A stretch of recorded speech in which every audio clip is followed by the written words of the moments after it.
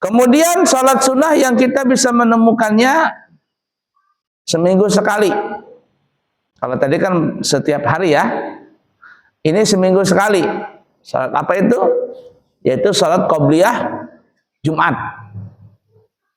Ingatin rumusnya, setiap ada ba'diyah pasti ada qobliyah. Ba'diyah Jumat ada, maka ada juga qobliyah Jumat. Dan itu yang kita pegang di dalam mazhab kita Syafi'i. Nah, jadi orang bisa mendapatkan qobliyah Jumat atau ba'diyah Jumat itu adalah seminggu sekali. Kemudian yang ketiga adalah salat sunnah yang kita bisa menemukannya setahun sekali. Tahun sekali saja. Apa itu? Yaitu seperti salat Idul Fitri, Idul Adha, Taraweh. Tentunya kita bisa menemukannya setahun sekali. Kalau seandainya kita tidak salat, ya tunggu tahun depan. Siapa yang tidak salat Idul Adha kemarin? Ya sudah, tunggu tahun depan lagi salat Idul Adhanya. Nah, tunggu tahun depan. Mudah dipaham kira-kira? Nah, kemudian kata ulama, salat sunnah yang berkaitan dengan waktu ini, kalau kita tidak mengerjakannya di waktunya, maka kita dibolehkan untuk mengqadha. Kita dibolehkan untuk mengqadha. Umpama kita tadi malam tidak salat witir, maka kita boleh mengerjakan salat witir di siang hari, tapi dengan niat qadha. Begitu juga waktu salat duha, kita enggak salat duha, setelah masuk zuhur baru kita ada kesempatan nih. Padahal kan waktu duha telah habis, tapi kita boleh mengerjakan salat duha tadi. Namanya salat duha qadha. Mengqadha namanya. Mudah ya? Nah, begitu juga salat-salat sunnah yang lain. Makanya disebutkan dalam riwayat hadis, kalau Nabi kita Muhammad sallallahu alaihi wasallam tidak mengerjakan salat di malam hari, maka kata Siti Aisyah, Nabi menggantikan salatnya di siang hari sebanyak 12 rakaat. Ya, diganti di siang hari. Kenapa? Karena salat tahajud bagi Nabi kita Muhammad sallallahu alaihi wasallam itu hukumnya wajib. Sedangkan umatnya hukumnya sunnah. Coba kalau kita dikatakan wajib salat tahajud itu, waduh, banyak yang enggak salat sudah. Nang salat maghrib aja sekarang banyak enggak salat, apalagi salat tahajud tengah malam. Berdosa semua kita. Nah, tapi bagi Nabi tidak. Maksudnya bagi Nabi itu hukumnya wajib, sedangkan kita sunnah. Nah, sehingga kata Siti Aisyah, kalau Nabi tidak salat malam, maka Nabi kita Muhammad sallallahu alaihi wasallam mengganti siangnya itu dengan salat 12 rakaat. Mudah dipaham kira-kira?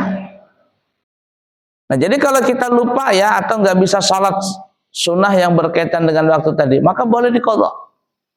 Diqadha. Mengqadha itu lebih baik daripada tidak salat sama sekali. Mudah ya? Nah, itu. Juga ini tips ya para jamaah. Umpama mungkin kita baru datang ya. Pas selesai adzan baru kita datang, dan ketika kita masuk masjid orang sudah qomat. Berarti kita ketinggalan apa ya? Qobliyah. Ketinggalan qobliyah. Nah, pendapat Imam Romli itu beliau mengatakan boleh menggabungkan qobliyah dengan ba'diyah. Qobliyah dengan ba'diyah. Itu sering saya lakukan. Termasuk saya tadi terlambat datang. Ya, dapat 1 rakaat baru saya datang. Nah, selesai salam, salat ba'diyah itu tak gabungin. Aku salat qobliyah maghrib dan ba'diyah maghrib sunnah karena Allah Ta'ala. Itu pendapatnya Imam Romli, beliau mengatakan boleh untuk digabungkan. Udah dipaham kira-kira ya? Nah, enaknya kalau kita punya ilmu. Coba kalau nggak punya ilmu, repot juga gimana ya. Tapi karena kita punya ilmu, tinggal ngamalin saja. Nah, ingatin ya. Jadi kalau kita nggak salat sunat yang berkaitan dengan waktu di waktunya, maka kita boleh mengqadhanya. Udah dipaham kira-kira? Baik, siapa tahu ada pertanyaan sebelum kita lanjut? Ada pertanyaan dulu? Nggak ada ya? Baik. Jadi yang pertama adalah salat sunat yang berkaitan dengan waktu. Lanjut. 2. Salat sunnah yang bergantung kepada sebab, dan ini terbagi 3 bagian tadi. Nah, stop. Bahagian yang kedua adalah salat sunat yang berkaitan dengan sebab. Salat itu tidak berkaitan dengan waktu, nggak ada waktunya. Jadi dengan sebab. Nah, kalau sebabnya ini ada, mau kapanpun boleh salat. Mau malam kah, mau siang kah, mau sore kah. Kalau ada waktunya ini, maksudnya ada sebabnya ini, maka sholat. Kalau nggak ada sebabnya, nggak ada sholat. Jadi tidak bisa diprediksi nih sebab ini. Kalau ada sebabnya, silakan sholat. Nah, kalau sholat sunnah, itu kan sebenarnya tidak boleh melaksanakan sholat sunnah yang maksudnya salat sunnah di waktu 5 yang haram. Kapan 5 waktu yang haram itu melaksanakan salat sunnah? Pertama, salat sunnah setelah asar. Makanya tidak ada qabli asar, tidak ada ba'di asar. Karena setelah salat fardu asar itu tidak ada salat sunat. Itu. Yang kedua, salat sunnah setelah subuh. Ini enggak ada. Ya. Kemudian yang ketiga, salat sunnah pada saat mendekati waktu zuhur, ketika sudah tahrim, kurang lebih 5 menit sebelum adzan zuhur, itu nggak boleh salat sunnah. 3. Yang keempat, salat sunnah pada saat detik-detik matahari timbul. Jadi perhatikan ya, berakhir waktu salat subuh itu kita tidak boleh langsung salat sunnah. Subuh jam berapa sekarang? Jam 5 kurang, anggaplah kurang 10, jam 5 kurang 10. Berarti nanti isyraqnya, maksudnya berakhir salat subuh itu kurang lebih jam 6 lewat 5. Karena biasanya cuma 1 jam 10 menit sampai 1 jam 15 menit. Jam berapa itu salat berakhir subuh? Jam 6 lewat berapa? Lewat 10. Iya, subuhnya jam berapa? 49. Nah, berarti tambahkan 10 menit. Ya kurang lebih jam 6 lewat 10. Berakhir waktu subuh.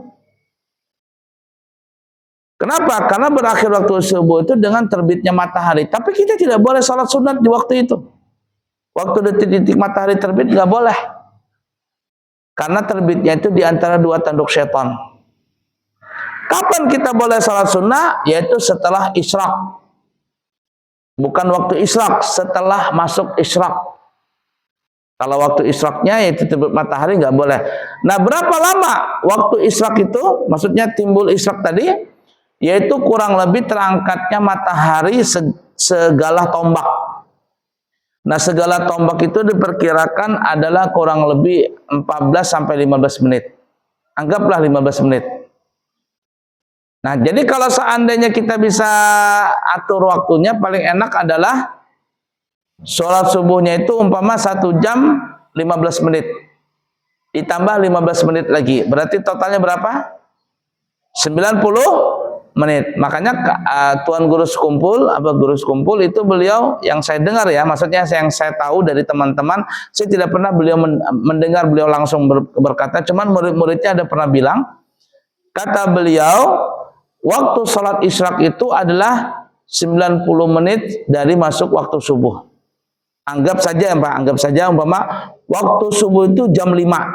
Waktu subuh itu jam 5. Berarti kita boleh melaksanakan sholat isyraq, sholat duha, dan sholat yang lainnya itu adalah setelah 90 menit ke depan. Yani 90 menit ke depan itu kurang lebih jam 6 lewat 30 menit. Yani setengah 7. Sebelum setengah 7 nggak boleh. Nah, subuh jam berapa sekarang? Jam 5 kurang?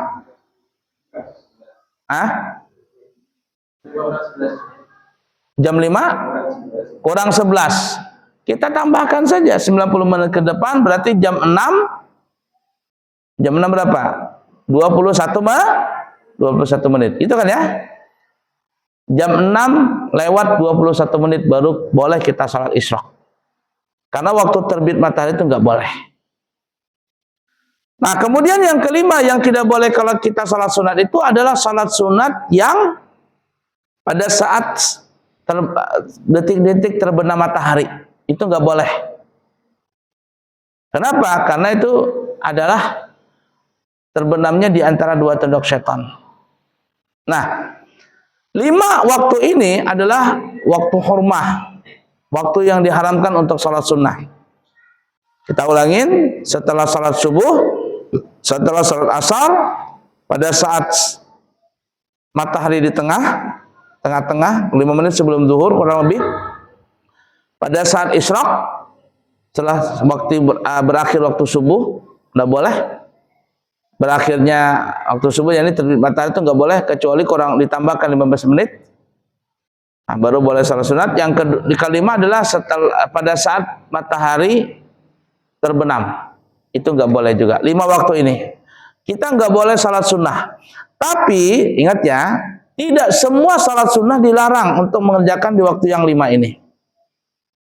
Kita tidak apa-apa melaksanakan salat sunat di waktu yang 5 ini. Satu, apabila kita mengqadha salat. Mengqadha salat. Umpama kita tadi malam nggak salat subuh, umpama ya, nggak salat subuh. Pas bunyi alarm, ternyata waktu subuh telah habis. Tapi belum masuk isyraq, belum. Kita berwudu, langsung kita salat subuh. Kita ngerjakan di waktu matahari terbit. Ini apakah berdosa? Jawabannya tidak berdosa. Kenapa? Karena kita mengqadha. Satu. Yang kedua, salat sunat yang ada sebabnya. Sebabnya duluan. Sebabnya duluan. Seperti umpama, kapan dikerjakan salat tahiyatul masjid? Setelah masuk masjid. Nah, kita ke masjid umpama masuk ke masjid ini jam 6. Masih ada kurang lebih 16 sampai 17 menit waktu sholat, waktu adzan maghrib masuk. Kita masuk jam 6. Apakah kita boleh sholat tahiyatul masjid? Jawabannya adalah boleh.